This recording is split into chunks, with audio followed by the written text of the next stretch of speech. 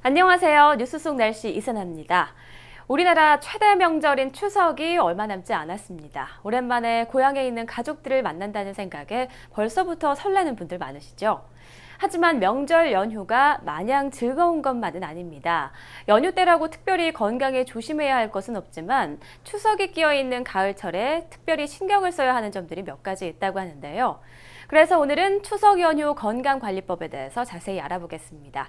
서울 백병원 가정의학과 허양임 교수 자리에 나오셨습니다.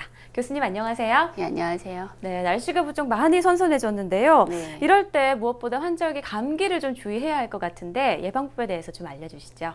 네, 요즘 같은 환절기에는 아무래도 기온차가 심하고 또 감기 같은 호흡기 질환을 유행하는 시기이기 때문에 육체적으로 뭐 가로를 했거나 또 몸의 저항력이 떨어지거나 또 여러 사람이 모인 곳에 자주 갈 경우에는 아무래도 감기에 걸릴 가능성이 매우 높습니다. 특히 면역력이 떨어져 있는 어린이나 노인, 만성 질환을 앓고 있는 분들은 기관지염이나 폐렴, 중이염 같은 합병증까지도 이어지기 쉽기 때문에 더욱 주의해야 되겠는데요. 무엇보다도 평소 생활 리듬이 흐트러지지 않도록 하고 또 손을 잘 씻는 등 개인위생을 철저히 하는 게 중요하겠고요. 또 해열제 같은 상비 의약품을 미리 챙겨두는 게 도움이 될 것 같습니다. 네, 그리고 이제 명절 때가 되면 장거리 운전을 하게 되는 분들이 많이 계시잖아요. 이 안전운전을 위해서 좀 주의해야 할 점이 있다면 어떤 게 있을까요? 네, 운전 중에 바른 자세를 유지하는 것이 가장 중요하겠습니다.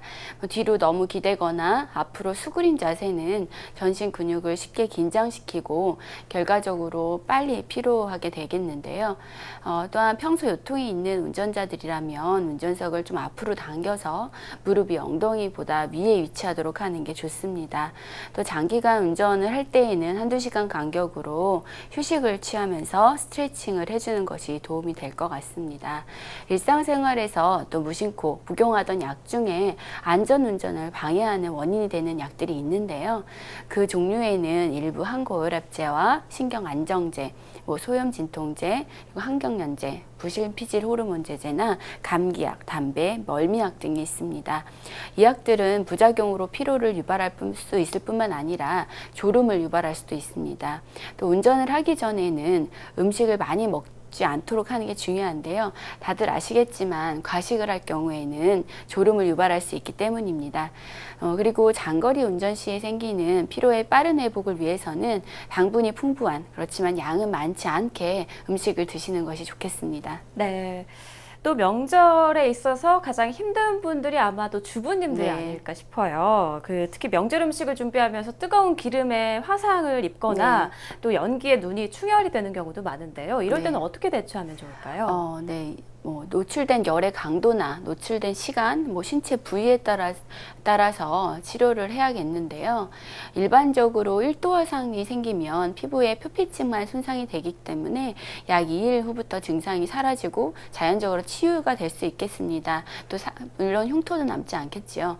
따라서 1도 화상 정도가 있을 때에는 찬물로 환부의 열기를 식혀주고 따가운 증상이 지속이 될 때 연고를 발라주는 것만으로도 도움이 되겠습니다.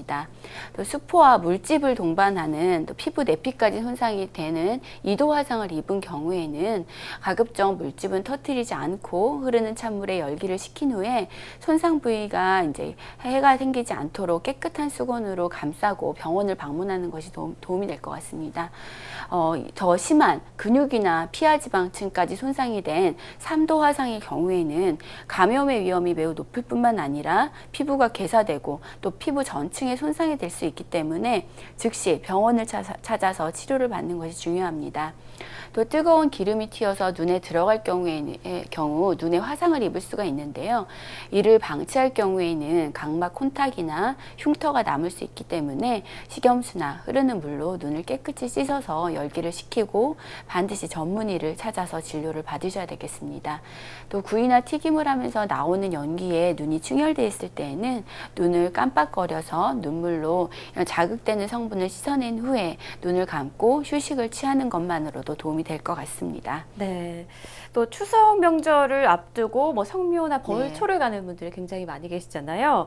이 성묘길에 주의해야 할 사항은 어떤 것들이 있을까요? 이제 추석 명절 전후해서 이제 성묘를 가게 되는데 성묘길에도 주의할 사항들이 이제 몇 가지 있습니다. 이 시기에는 우리나라에서 3대 열성 질환이라고 알려져 있는 유행성 출혈열이나 렙토스피라, 쯔쯔가무시 등이 유행하는 시기인데요. 이 질환들의 특징은 고열이 나고 두통 등 몸살 기운이 있으면서 기침, 오심, 구토, 복통 등의 증상이 있기도 하는데 경우에 따라서는 생명을 잃을 수도 있는 무서운 질환들입니다. 추석 연휴 동안 야외에 다녀왔거나 뭐 농촌에서 일을 거들고 온 경우, 그리고 성묘를 다녀온 경우에는 이런 증상들이 생기면 반드시 의사의 진찰을 받도록 해야겠습니다. 이들 질병은 보통 들쥐나 오염된 물이나 흙을 통해서 감염되기 때문에 예방을 위해서는 야외에서 풀을 베거나 할 때 장갑을 꼭 끼도록 하고, 되도록이면 풀밭에 눕지 않도록 하는 것이 도움이 될 것 같습니다. 네. 또 앞서 교수님께서 명절에 좀 과식을 하지 않는 게 좋다라는 말씀을 해주셨지만 명절에 워낙 또 맛있는 음식들이 많다 네. 보니까 과식을 해서 배탈이나 설사로 고생하는 분들이 굉장히 많이 계시잖아요. 음식을 먹을 때 좀 주의해야 할 것들을 알려주시죠. 네. 아무래도 추석 명절에는 먹을 음식물도 많고 야외에서 먹는 일도 많아서 배탈, 복통, 설사 같은 이런 소화기 증상으로 응급실에 내원하는 경우가 많습니다. 성묘를 가서 야외에서 식사를 할 경우에도 손은 꼭 닦도록 하고 조리한 지 얼마 오래된 음식은 가져가지 않는 것이 바람직하겠습니다. 그리고 먹고 싶은 음식이 많더라도 절대 과식하지 않도록 주의를 하셔야겠는데요. 특히나 당뇨병과 같이 식이요법이 요구되는 만성 질환자들은 무엇보다도 평소에 식습관을 유지하는 것이 중요하겠습니다. 또 평소에 혈당 조절이 잘 되던 환자가 추석 연휴가 지나고 병원을 방문했을 때 혈당 조절이 안 돼서 저희가 어려움을 겪는 경우를 많이 볼 수가 있어서 특히 주의가 필요할 것 같습니다. 네.